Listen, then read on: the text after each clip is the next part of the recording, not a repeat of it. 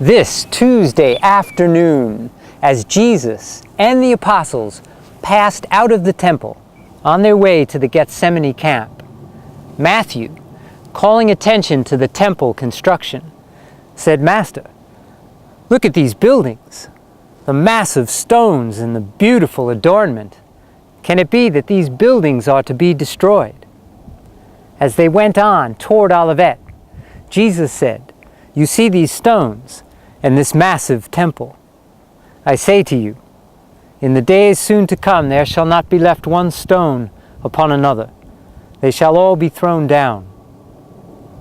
As they turned to leave the road leading on to Bethany, they observed the temple, glorified by the rays of the setting sun. While they tarried on the mount, they saw the lights of the city appear, and beheld the beauty of the illuminated temple. There, under the mellow light of the full moon, Jesus and the 12 sat down. Nathanael asked, "Master, how shall we know when these events will come to pass?" And Jesus answered, "Yes, I will tell you about the times when this people shall have filled up the cup of their iniquity, when justice shall swiftly descend upon this city of our fathers. I am about to leave you. I go to the Father. After I leave you, take heed that no man deceive you. For many will come as deliverers, and will lead many astray. When you hear of wars and rumors of wars, be not troubled. For though all these things will happen, the end of Jerusalem is not yet at hand. You should not be perturbed by famines or earthquakes, neither should you be concerned when you are delivered up to the civil authorities and are persecuted for the sake of the gospel. You will be thrown out of the synagogue and put in prison for my sake, and some of you will be killed. When you are brought up before governors and rulers, it shall be for a testimony of your faith, and to show your steadfastness in the gospel of the kingdom. When you stand before judges, be not anxious beforehand as to what you should say, for the Spirit will teach you in that very hour what you should answer your adversaries. In these days of travail, even your own kinsfolk, under the leadership of those who have rejected the Son of Man, will deliver you up to prison and death. For a time you may be hated by all men for my sake. But even in these persecutions, I will not forsake you. My Spirit will not desert you.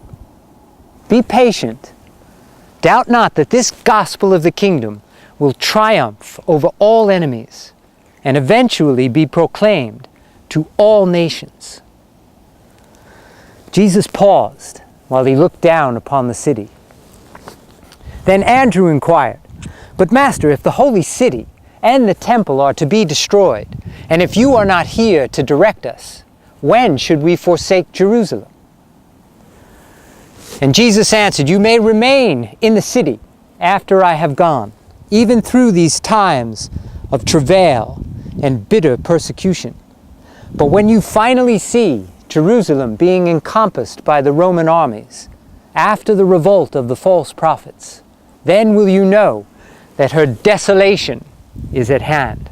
Then must you flee to the mountains. Let none who are in the city and around about tarry to save aught, neither let those who are outside dare to enter therein. There will be great tribulation, for these will be the days of Gentile vengeance. And after you have deserted the city, this disobedient people will fall by the edge of the sword, and be led captive into all nations. So shall Jerusalem be trodden down by the Gentiles.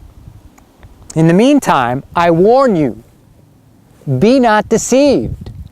If any man comes to you saying, 'Behold, here is the deliverer,' or 'Behold, there is he,' believe it not.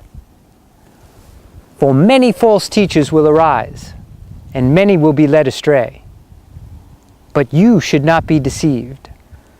For I have told you all this beforehand." The apostles sat in silence in the moonlight for a considerable time while these astounding predictions of the Master sank into their bewildered minds. Then Peter said, "Master, we know that all things will pass away when the new heavens and the new earth appear. But how shall we know when you will return to bring all this about?" When Jesus heard this, he was thoughtful for some time, and then said, "You ever err, since you always try to attach the new teaching to the old. You are determined to misunderstand all my teaching. You insist on interpreting the gospel in accordance with your established beliefs. Nevertheless, I will try to enlighten you. Why do you still look for the Son of Man to sit upon the throne of David and expect that the material dreams of the Jews will be fulfilled? Have I not told you all these years that my kingdom is not of this world? The things you now look down upon are coming to an end, but this will be a new beginning, out of which the gospel of the kingdom will go to all the world, and this salvation will spread to all peoples.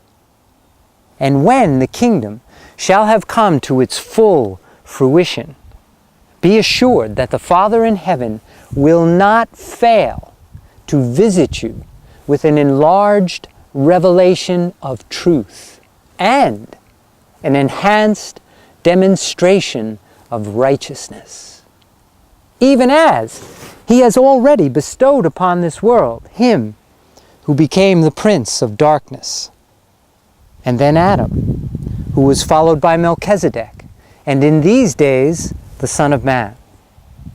And so will my Father continue to manifest his mercy and show forth his love, even to this dark and evil world. And so also will I, after my Father has invested me with all power and authority, continue to follow your fortunes and to guide in the affairs of the kingdom by the presence of my Spirit, who shall shortly be poured out upon all flesh. Even though I shall thus be present with you in spirit, I also promise that I will sometime return to this world, where I have lived this life in the flesh and achieved the experience of simultaneously revealing God to man and leading man to God. Very soon must I leave you and take up the work the Father has entrusted to my hands. But be of good courage, for I will sometime return. In the meantime, my Spirit of the truth of a universe shall comfort and guide you. You behold me now in weakness and in the flesh, but when I return, it shall be with power and in the Spirit. The eye of the flesh beholds the Son of Man in the flesh, but only the eye of the Spirit will behold the Son of Man, glorified by the Father, and appearing on earth in his own name. But the times of the reappearing of the Son of Man are known only in the councils of paradise. Not even the angels of heaven know when this will occur. However, you should understand that when this gospel of the kingdom has been proclaimed to all the world for the salvation of all peoples, and when the fullness of the age has come to pass, the Father will send you another dispensational bestowal. Or else, the Son of Man will return to adjudge the age.